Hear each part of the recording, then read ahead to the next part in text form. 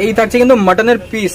আরে বাস, আজ কিন্তু আবার অনেকদিন পর চলে এসেছি আমরা সমাধির সেই 20 টাকার বিরিয়ানি, মানে আলু 65 বিরিয়ানি এখনো আছে। ওকে, আর এই তো হাড়ি নাকি? বাহ, এই দিনটার জন্য অপেক্ষা করছিলাম যে আমার ফোনের ফ্রেমে মানে সেট হবে না এমন হাড়ি চাই। আজকে দেখো বন্ধুরা এত বড় হাড়ি। তো দিদি কেমন লাগছে বলো এই ফিলিংস?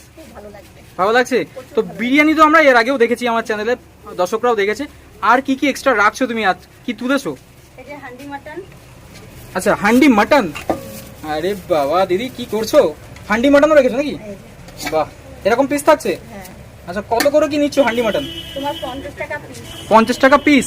আচ্ছা, এটা কি ফ্রাইড রাইসের সাথে নাকি বিরিয়ানির সাথে? না, এমনি 50 টাকা পিস, বিরিয়ানি দিলে 60 টাকা, আর এমনি তৈরি একটা এমনি নরমাল একটা পিস দিলে তাহলে 50 টাকা। আচ্ছা আচ্ছা। আর তোমার বাসন্তী পোলাও আছে। বাসন্তী পোলাও তুলেছো? আরে বাবা, প্রচুর কিছু মিস করে গেছি তো দিদি।